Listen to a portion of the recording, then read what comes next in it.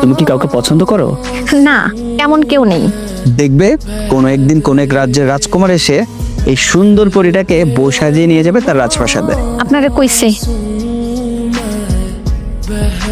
কেন বাবা, কি হইছে? আরে তুই তো বড় হয়েছস, কিছু জ্ঞান টাকা দরকার আছে না তোর? আগামীকাল থেকে একটা কাম করবি, ঘরের বাইরে আর যাবি না, ঘুরে করবি না। আচ্ছা বাবা, ঠিক আছে। এত কিছু বুঝি না, তুই আগামী কালই ঢাকা ফিরবি। আমি কালকে আসছি। আর কত দূর যাবা?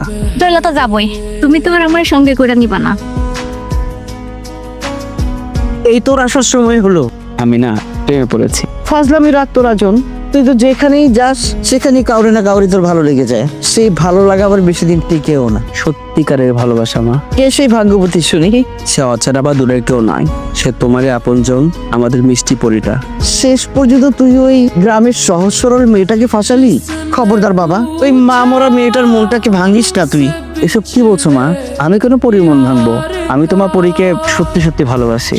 আচ্ছা তাই যদি হয়, আমার কাছে তোকে একটা পরীক্ষা দিতে হবে, পারবি? পরীক্ষা? আজ থেকে 3 মাস তুই পরীর নাম মুখে আনবি না, পরীর সাথে তুই যোগাযোগও করবি না।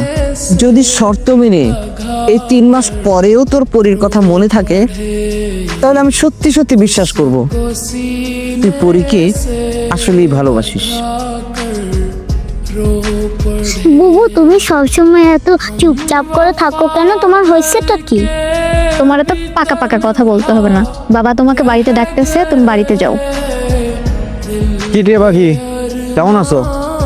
আচ্ছা মাসুদ ভাই, টিয়া পাখি কার নাম? হ্যাঁ, ব্যাপারটা তো ঠিক বুঝলাম না। টিয়া পাখি কারো ব্যক্তিগত নাম না। মহল্লার যে মায়াটা সুন্দর, মনে করো আমাদের গ্রামের যে মায়াটা সুন্দর, দেখতে ভালো লাগে, মনে ধরে, ওর নামে টিয়া পাখি। ওরা টিয়া পাখি কয় টাকা দেয়, ময়না পাখি কয় টাকা দেয়, বুঝছো? আপনার মন তো দেখতেছি মেলা বড় মাসুদ ভাই।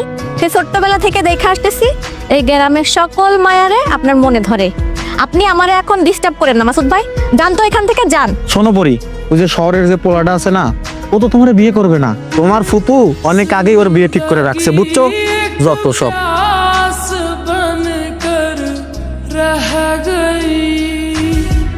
মা, কি হলো? এই সকাল সকাল চিৎকার করছিস কেন? তোমার কি হিসাব আছে? আজকে কিন্তু 90 দিন পূর্ণ হলো।